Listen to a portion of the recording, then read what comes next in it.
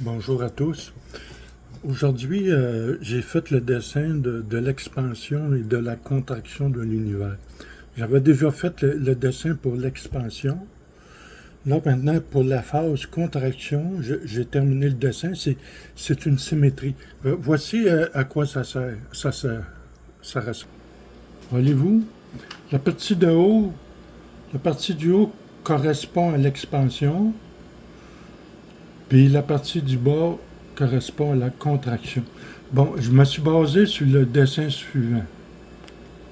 Voyez, l'expansion ici. La première fois, la phase d'expansion accélérée, c'est ça ici, là. Puis, OK. Puis la partie de l'expansion décélérée, c'est ça ici.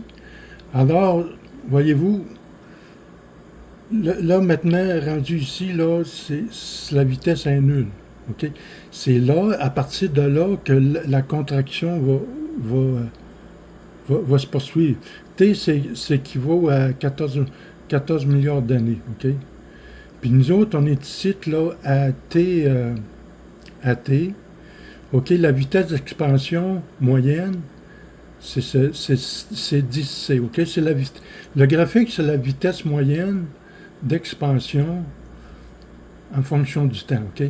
La vitesse d'expansion moyenne maximale, c'est 30C ici. OK? Donc, ça va prendre encore 14 milliards d'années avant que... j'ai estimé que c'est le temps que le super-amas va se contracter, là. Après ça, hop, la phase d'accélération va débuter. L'expansion décélérée va débuter. Ça va prendre le même temps que depuis le début du Big Bang, soit 28 milliards d'années. OK? Puis là, j'ai fait une symétrie. Pour la contraction, là, c'est symétrique. OK? C'est basé sur la théorie que quand ça se rapproche, ben là, il y a une force qui s'oppose à la gravité. OK? Alors, je vais vous remontrer mon dessin ici. Vous voyez la partie du bas. J'en ai discuté avec l'IA. OK? Ce graphique-là, je l'avais commencé avant que l'IA me donne la masse totale c'est-à-dire la masse totale de l'univers observable. OK? J'avais fait le graphique. Puis j'ai ici, là, ce que je veux vous montrer, vous voyez ici, là, quand on estime la masse totale de l'univers divisée par la masse de l'univers observable, ça donne environ 1200. Alors ça veut dire que le rayon de l'univers observable est un peu moins que 10%. OK?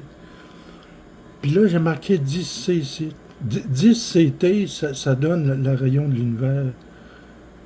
l'univers d'aujourd'hui, là. OK?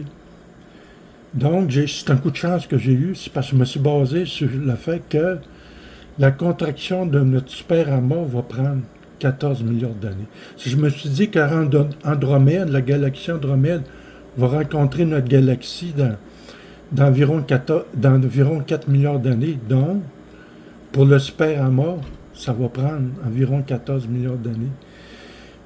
Donc, je me suis dit que la plupart des super-amas, ça va être la même chose. Puis c'est à ce moment-là que l'accélération de l'expansion va cesser. Donc, à peu près ici. C'est un coup de chance que j'ai eu. OK? J'en ai discuté avec l'IA BlueGPT. Puis, je vais vous marquer le lien pour le blog correspondant. OK? Regardez surtout l'édition du dernier article là, qui fait sur ce blog-là. Merci de votre attention et votre intérêt.